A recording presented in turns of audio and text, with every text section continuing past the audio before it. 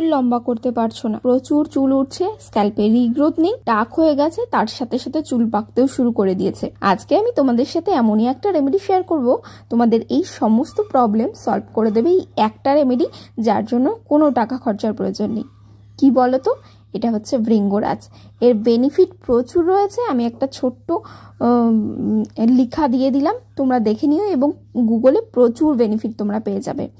এই গাছটা তোমাদের চুলের সমস্ত সমস্যা দূর করতে সমর্থ এবং তোমাদের স্ক্যাল্পে রিগ্রোথ আনবে প্রচুর প্রচুর। এবং যাদের অসময়ে চুল পাকতে শুরু করেছে, তোমরা যদি কন্টিনিউ এটা ব্যবহার করতে থাকো, তোমাদের সেই সমস্যাটাও কিন্তু দূর হয়ে যাবে। এখানে আমি অনেকগুলো নিয়েছি, দেখতে পাচ্ছ। কিছুটা শুকিয়ে রেখে দেব আর কিছুটা হেয়ার মাস্কের জন্য ব্যবহার করব। আর যেহেতু আমি হেয়ার মাস্কটা দেবো, তো ভাবলাম তোমাদের সাথেও শেয়ার করে নিই। অনেকগুলো পেয়েছি জন্য নিয়ে এসেছি।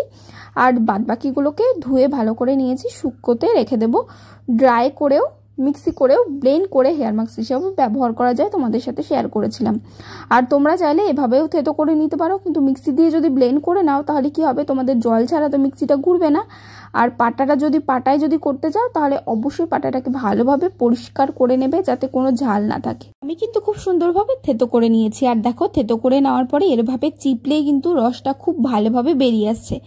আর যখন তোমরা এই হেয়ার মাস্কটা যখন ট্রাই করবে, তার আগে অবশ্যই কিন্তু হাতে একটা প্লাস্টিক বেঁধে নেবে, কারণ এটা কিন্তু কালো যে আমার হাতটা হয়ে গেছে দেখতে পাচ্ছ, এটা 2 থেকে 3 দিন মতো থাকবে। তো তোমাদের যদি সমস্যা থেকে থাকে তাহলে অবশ্যই কিন্তু তোমরা হাতটাকে প্লাস্টিকে মুড়েই এই কাজটা করবে। তো এখানে আমার রসটা বের করে নেওয়া হয়ে গেছে, হাতটা ধুয়ে নিয়েছি, দেখতে পাচ্ছ। আস্তে আস্তে এটা যত শুকাবে তত আরও ডিপ একটা কালচে কালার হয়ে যায় হাতটা। বাদবাকি এগুলো তোমরা শুকিয়ে নিতে পারো, এর মধ্যে কোনো কিচ্ছু নেই, এটা তোমাদের চুলের সমস্ত সমস্যা দূর করতে সামর্থ্য। তারপরে আমি যেটা নিয়েছি সেটা হচ্ছে জবা ফুল। বুঝতে পেরেছো, লাল জবা ফুলটা নিয়েছি, এটাকেও খুব সুন্দরভাবে পাটাতে বেটে নিয়েছি। আর এটা আমি দিয়ে দেব সেই পেস্টটার মধ্যে, মানে এই যে লিকুইডটা আমরা রেডি করেছিলাম ভৃঙ্গরাজের, তার মধ্যে দিয়ে খুব সুন্দরভাবে মিশিয়ে নিয়েছি। 10 মিনিট পরে আমি এটা অ্যাপ্লাই করব। অ্যাপ্লাই করার জন্য কোনো কিছুর প্রয়োজন নেই, শুধুমাত্র একটা কটন বল হলেই হয়ে যাবে। শুধুমাত্র চুলের গোড়াতে লাগিয়ে নেবে, খুব ভালোভাবে লাগাতে হবে। চুলের গোড়ায় লাগিয়ে নেবে, এটা আমাদের চুলের গোড়া থেকেই সমস্ত সমস্যা দূর করতে সামর্থ্য। খুব ভালোভাবে লাগিয়ে নেওয়ার পরে 1 ঘন্টা রাখবে, তারপরে নর্মাল শ্যাম্পু করে নেবে।